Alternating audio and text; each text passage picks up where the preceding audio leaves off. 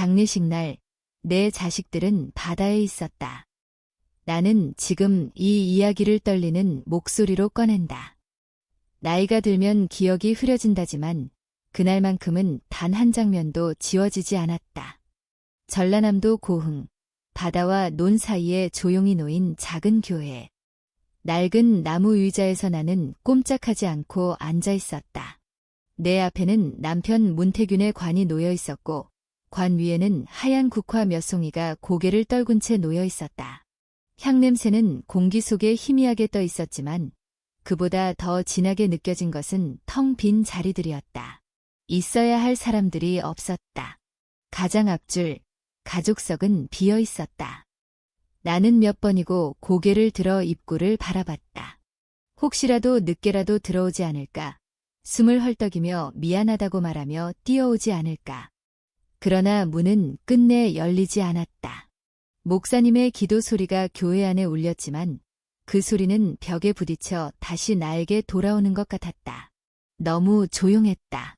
남편과 50년을 함께 살며 기쁠 때도, 가난할 때도, 아이들을 키울 때도 늘 시끌벅적하던 우리 집과는 너무 다른 풍경이었다.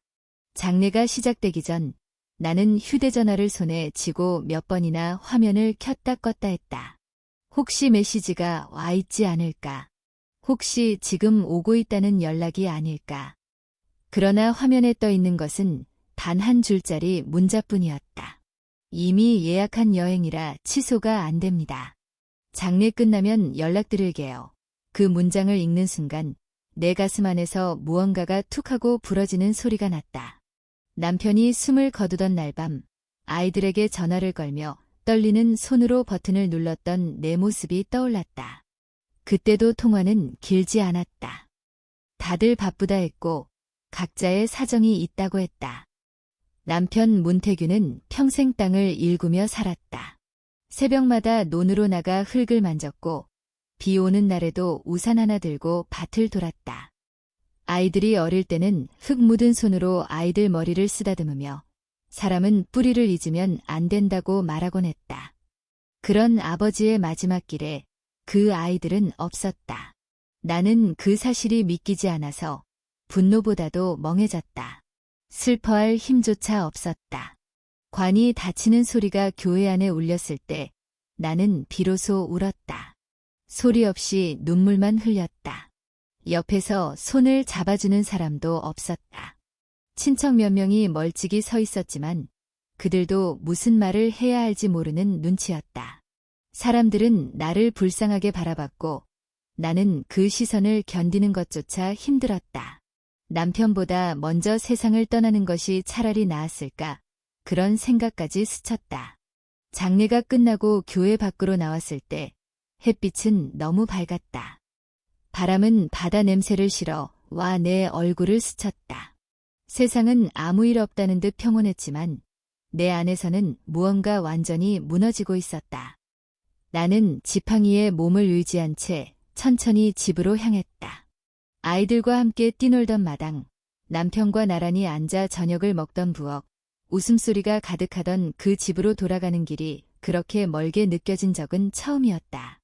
그날 나는 깨달았다. 남편의 죽음이 끝이 아니라 시작이라는 것을. 이 장례식은 단지 한 사람의 마지막이 아니라 나와 내 자식들 사이에 남아있던 마지막 끈이 끊어지는 순간이었다는 것을. 그리고 나는 그 사실을 너무 늦게, 너무 조용히 알게 되었다. 장례가 끝난 뒤 며칠 동안 집은 이상할 만큼 조용했다. 사람의 소리가 사라진 집은 이렇게까지 공허할 수 있다는 걸 나는 그때 처음 알았다. 남편이 앉아있던 자리에는 아직도 그의 체온이 남아있는 것 같았고 벽에 걸린 낡은 시계는 평소보다 더 크게 똑딱거리는 듯했다. 나는 매일 새벽이면 자동처럼 일어나 부엌으로 갔다. 두 사람 몫으로 밥을 짓던 손이 멈추지 않아 쓸쓸하게도 늘 밥이 남았다. 남편이 더 이상 먹지 않는다는 사실을 머리는 알면서도 몸은 아직 받아들이지 못하고 있었다. 사흘째 되던 날 오후, 마당 쪽에서 자동차 소리가 들렸다. 낯설지 않은 엔진음이었다. 나는 창문 너머로 고개를 내밀었다. 장남 문서윤의 차였다. 그 뒤로 둘째 문할인, 막내 문도겸이 차례로 도착했다. 그제야 아이들이 돌아왔다는 사실이 실감났다. 이상하게도 반가움보다는 심장이 먼저 조여왔다. 이 아이들이 왜 이제야 왔는지, 정말 나를 보기 위해 온 건지, 아니면 다른 이유가 있는 건지 알 것 같으면서도 애써 예면하고 싶었다. 문이 열리고 아이들이 들어왔다. 그들의 얼굴에는 장례식장에서 보았어야 할 슬픔의 흔적이 거의 없었다. 검은 옷 대신 도시에서 입던 평범한 옷차림이었고 손에는 조화도 향도 없었다. 어머니, 형식적인 인사였다. 나는 힘겹게 고개를 끄덕였다. 안아주지도 울지도 않았다. 그 사이에 흐르는 어색한 공기가 너무 두꺼워서 누구도 먼저 다가오지 못했다. 우리는 부엌 식탁에 마주 앉았다. 예전에는 이 식탁이 늘 시끄러웠다. 아이들이 서로 먼저 반찬을 집겠다며 다투고 남편이 천천히 먹으라고 웃으며 말리던 자리였다.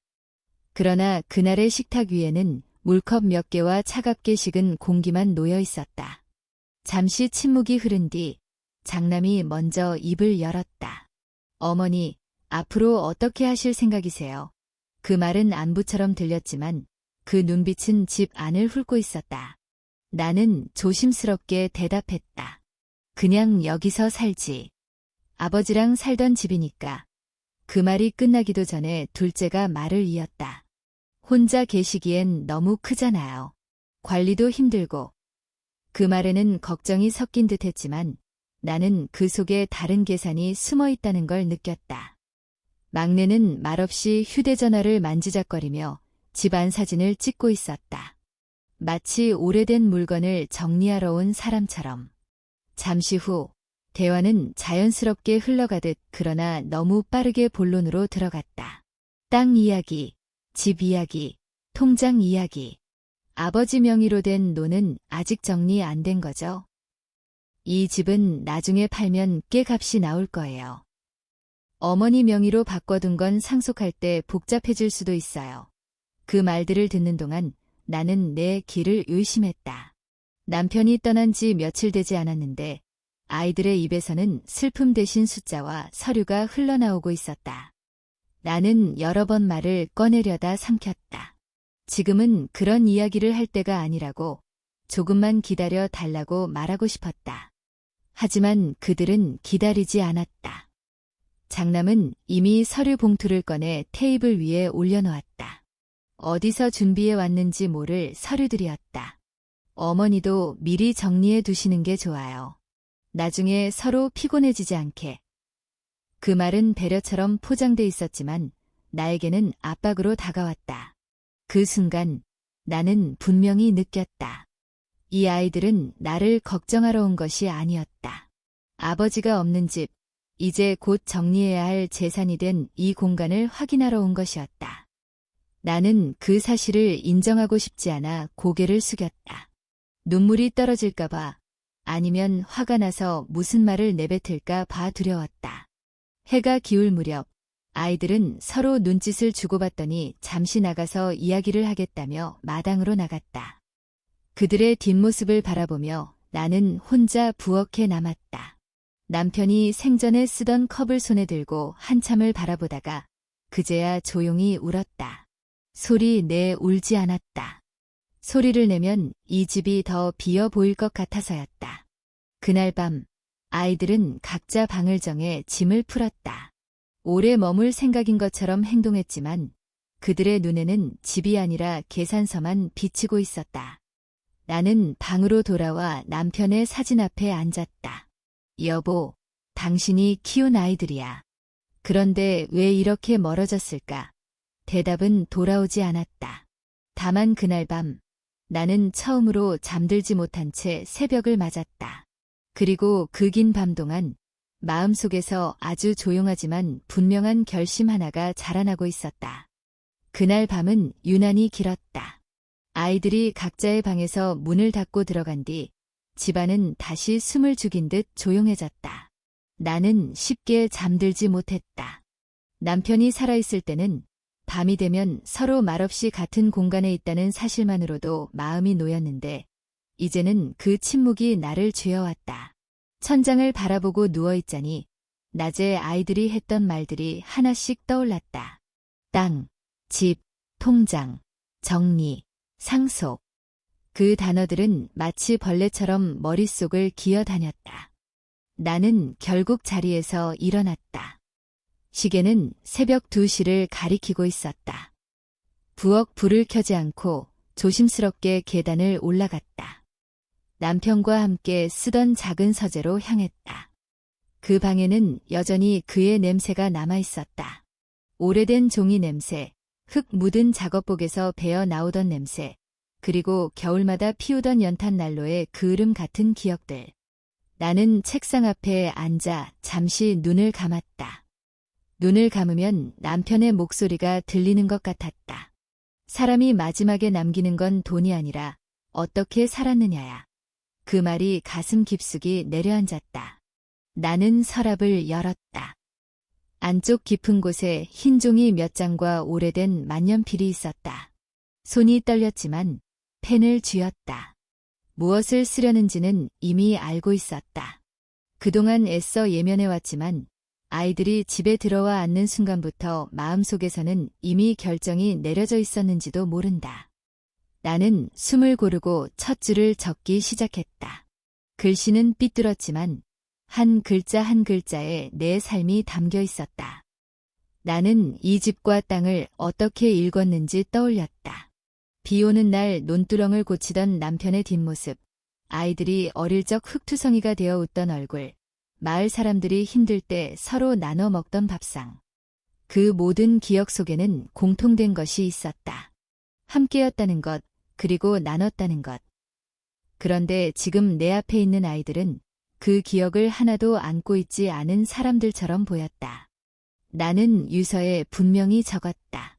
이 집과 논, 예금과 남편이 남긴 모든 것은 고흥의 아이들이 머무는 작은 보호시설과 서울에서 밥 한 끼를 기다리는 사람들을 위해 쓰이길 바란다고. 누군가의 하루를 버티게 해주는 데 쓰이길 바란다고. 글씨를 쓰며 몇 번이나 눈물이 떨어져 종이를 적셨다. 그래도 멈추지 않았다. 이건 미움이 아니라 나의 마지막 선택이었다. 아이들의 이름을 쓰지 않을 때 손이 잠시 멈췄다. 내 배에 아파 낳은 아이들이었다. 밤새 열이 나면 품에 안고 울던 아이들이었다. 하지만 지금 그들은 내 곁에 있지 않았다. 나는 그 사실을 받아들여야 했다. 자식이라는 이유만으로 모든 것을 남겨야 한다는 생각이 그날 밤 처음으로 흔들렸다. 부모의 마음을 이용하는 사랑은 사랑이 아니라는 걸 늦게나마 알게 되었기 때문이다. 종이를 다 쓰고 나니 새벽이 밝아오고 있었다. 창문 너머로 어렴풋한 빛이 스며들었다. 나는 종이를 접어 봉투에 넣고 서재 벽에 걸린 남편의 그림 뒤에 숨겼다. 아무도 쉽게 찾지 못할 곳이었다. 그 순간 이상하게도 마음이 조금 편안해졌다. 마치 오래 붙잡고 있던 무거운 짐을 내려놓은 것처럼. 방으로 돌아오는 길에 아이들 방 앞을 지나쳤다. 문틈 사이로 새어나오는 숨소리, 휴대전화 불빛. 그들은 자고 있었지만 나는 이미 그들과 멀어져 있었다. 그날 새벽 나는 다시 침대에 누웠지만 잠은 오지 않았다. 대신 마음속에서는 처음으로 또렷한 생각이 자리 잡았다. 내가 살아있는 동안, 그리고 떠난 뒤에도 내 삶이 누군가에게 상처가 아니라 온기가 되길 바란다는 생각이었다. 그리고 그 선택이 어떤 폭풍을 불러올지 그때의 나는 아직 알지 못했다. 다음 날 아침 집안의 공기는 전날보다 더 무거웠다. 아이들은 평소보다 일찍 일어났고 부엌에서는 말소리가 거의 들리지 않았다. 숟가락이 그릇에 닿는 소리만 간간히 울렸다. 나는 일부러 아무 말도 하지 않았다. 전날 밤 내가 무엇을 했는지 아이들이 알게 될지 모른다는 불안이 가슴을 눌렀지만 겉으로는 평소와 다름없는 얼굴을 하려고 했었다. 늙은 여자의 하루는 늘 비슷하다는 듯이 밥을 짓고 물을 끓였다. 그러나 아이들은 이미 달라져 있었다. 장남 문서윤의 눈빛은 집안을 샅샅이 훑고 있었고 둘째 문아리는 괜히 서랍을 열었다 닫았다. 막내 문도겸은 아무렇지 않은 척 웃으며 내게 다가와 물었다. 어머니, 아버지 서재에 있는 옛 서류들 아직 정리 안 하셨죠? 그 말에 내 손이 잠시 멈췄다. 아주 짧은 순간이었지만 그들은 놓치지 않았다. 정오 무렵 장남이 말했다. 어머니, 바람도 쐴 겸 근처 절에 다녀오세요. 아버지도 좋아하던 길이잖아요. 그 말은 제안처럼 들렸지만 거절할 수 없는 분위기였다.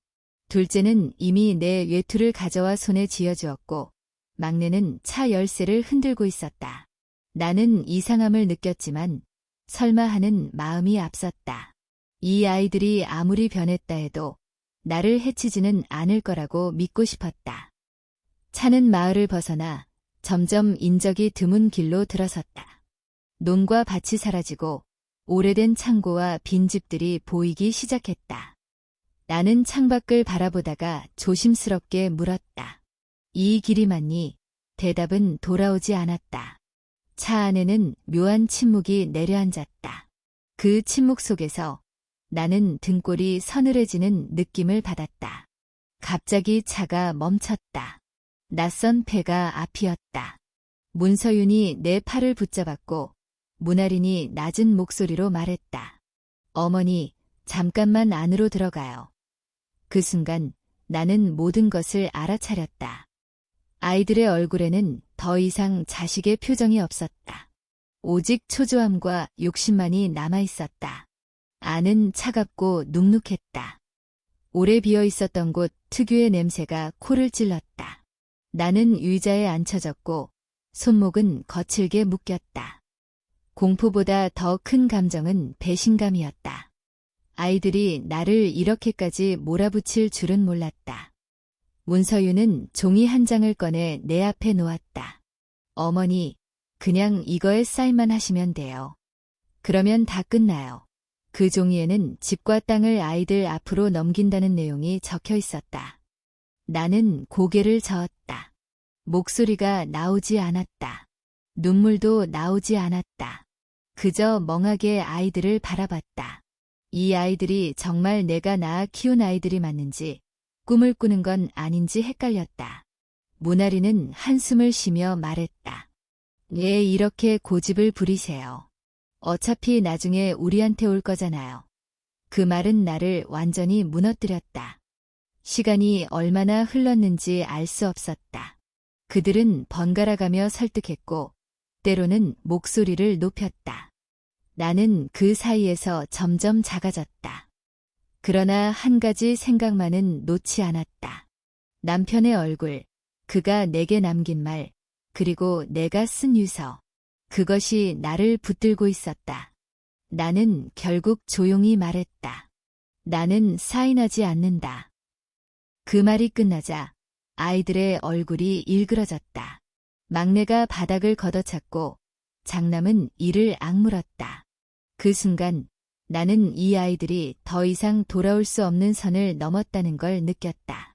그리고 마음 한구석에서 이상하게도 차분함이 피어올랐다.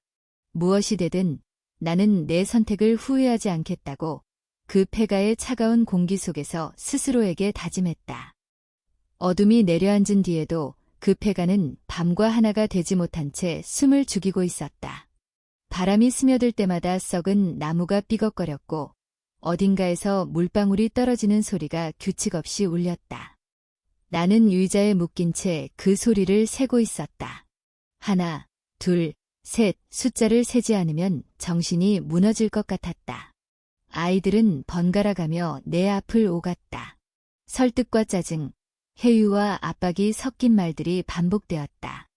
같은 말이었지만 어조는 점점 거칠어졌다. 장남은 창가에 서서 전화를 붙잡고 있었고 둘째는 종이를 다시 펴서 내 앞에 밀어놓았다. 막내는 방 안을 서성였다. 그들의 발소리가 내 심장 박동과 겹쳤다. 나는 말수가 줄어들었다. 말하면 할수록 더 많은 말을 요구할 것 같았기 때문이다. 대신 남편의 얼굴을 떠올렸다. 논두렁에 쪼그려 앉아 흙을 털던 손, 아무 말 없이 내 어깨에 올려놓던 손, 그 손의 온기가 아직도 남아있는 듯했다. 시간이 흐를수록 아이들의 얼굴에는 초조함이 드러났다. 서로 눈치를 보며 작은 언성을 높였고 말끝마다 짜증이 묻어났다. 그 틈에서 나는 아주 희미한 희망을 붙잡았다. 누군가 이 상황을 눈치챘을지도 모른다는 생각이었다. 이 집은 옛단 곳이었지만 완전히 고립된 곳은 아니었다. 낮에 지나던 트럭 소리, 멀리서 들리던 개 짖는 소리들이 떠올랐다. 그때였다. 밖에서 낮고 거친 소리가 들렸다. 처음에는 바람 소리인 줄 알았다. 그러나 곧 분명해졌다.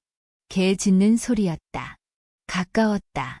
너무 가까웠다. 아이들 역시 그 소리를 들었다. 막내가 문 쪽으로 다가가 귀를 기울였다. 둘째는 불안한 눈빛으로 장남을 바라봤다. 그 짧은 순간 방 안의 공기가 바뀌었다. 문 밖에서 발소리가 났다. 누군가 일부러 크게 걷는 듯한 소리였다. 아이들은 당황했다. 장남이 문을 열고 밖으로 나가려는 순간 더 큰 짖음이 울렸고 동시에 사람의 목소리가 들렸다. 낮고 단단한 목소리였다. 누구 있소? 그 한마디에 나는 숨을 삼켰다. 그 목소리를 알고 있었다. 마을에서 몇 번 인사를 나눴던 사람, 혼자 농사를 짓는 강봉수였다. 아이들은 서로를 바라보다가 밖으로 뛰쳐나갔다. 문이 닫히는 소리와 함께 방 안에는 다시 정막이 내려앉았다. 나는 의자에 묶인 채로 귀를 기울였다. 밖에서는 목소리가 오갔다. 짧고 거친 말들, 다급한 숨소리, 개의 짖음. 그리고 멀리서 점점 가까워지는 또 다른 소리. 규칙적인, 익숙한 소리였다. 잠시 후 문이 다시 열렸다. 이번에는 낯선 제복을 입은 사람들이었다. 손전등 불빛이 방 안을 훑었고 그 빛이 내 얼굴에 닿았다. 누군가 내 이름을 불렀다. 어르신. 그 목소리를 듣는 순간 나는 그제야 울음을 터뜨렸다. 참아왔던 숨이 한꺼번에 빠져나왔다. 손목을 묶고 있던 끈이 풀렸다. 따뜻한 담요가 내 어깨에 덮였다. 나는 사람들의 부축을 받으며 밖으로 나왔다. 차가운 밤 공기가 얼굴을 스쳤지만 그보다 더 차가웠던 마음속 긴장이 풀리는 느낌이 먼저 왔다. 멀리에서 아이들이 제지당하고 있는 모습이 보였다. 그들의 얼굴을 보며 나는 이상하게도 분노보다 허탈함을 느꼈다. 그토록 지키고 싶었던 것들이 이렇게 무너질 수 있다는 사실이 아팠다. 강봉수는 조금 떨어진 곳에 서 있었다. 손에는 손전등 대신 농사일에 쓰던 두꺼운 장갑이 들려 있었다. 그는 나를 보자 고개를 숙였다. 괜찮으십니까? 그 짧은 말에 나는 고개를 끄덕이는 것밖에 할 수 없었다. 피가 이어진 자식들은 나를 버렸고 아무런 빚도 없는 이웃이 나를 살렸다. 그 사실이 가슴 깊이 박혔다. 차에 오르기 전 나는 마지막으로 폐가를 돌아봤다. 어둠 속에 서 있는 그 건물은 마치 내가 지나온 시간을 상징하는 것처럼 보였다. 돌아갈 수 없는 지점, 그러나 반드시 빠져나와야 했던 곳. 차문이 닫히고 엔진이 켜졌다. 그 소리와 함께 내 인생의 또 다른 장이 조용히 시작되고 있었다. 그날 이후로 집으로 돌아오는 길은 이전과 전혀 다르게 느껴졌다. 경찰차 창밖으로 스쳐 지나가는 논과 밭, 가로등 불빛 아래 드러나는 흙길이 낯설게 보였다. 이 길을 수십 년 오가며 살았는데도 마치 다른 사람의 인생을 훔쳐보는 기분이었다. 집 앞에 도착했을 때 나는 한동안 차에서 내리지 못했다. 이 집은 여전히 그대로였지만 안에 담긴 의미는 완전히 달라져 있었다. 남편과 함께 웃고 울던 공간이었고 아이들을 키우며 버텨온 삶의 중심이었지만 이제는 배신과 공포가 스며든 장소이기도 했다. 며칠 동안 나는 거의 말을 하지 않았다. 마을 사람들은 조심스럽게 안부를 물었고 어떤 이는 아무 말 없이 반찬을 문 앞에 두고 갔다. 그 침묵 속의 배려가 오히려 나를 울게 했다. 아이들에 대한 소식은 자연스럽게 들려왔다. 조사 중이라는 말, 서로 책임을 미루고 있다는 말, 결국 법의 판단을 기다리게 되었다는 이야기까지. 나는 그 소식을 들으며 가슴이 아팠지만 더 이상 그 일에 매달리지 않기로 했다. 이미 너무 많은 것을 잃었다는 생각이 들었기 때문이다. 나는 유서를 다시 꺼내어 읽었다. 글씨는 여전히 떨렸고 종이는 조금 구겨져 있었지만 그 안의 마음은 변하지 않았다. 오히려 더 분명해졌다. 나는 이 선택을 후회하지 않았다. 내 삶이 끝난 뒤에도 누군가의 하루를 지탱해 줄 수 있다면 그것으로 충분하다고 느꼈다. 남편이 살아있었다면 아무 말 없이 고개를 끄덕였을 것이라는 확신도 들었다. 며칠 후 나는 짐을 챙겼다. 큰 짐은 아니었다. 옷 몇 벌, 오래된 사진첩 하나, 그리고 남편이 쓰던 작은 수첩. 집을 떠나기 전 마당에 한참을 서 있었다.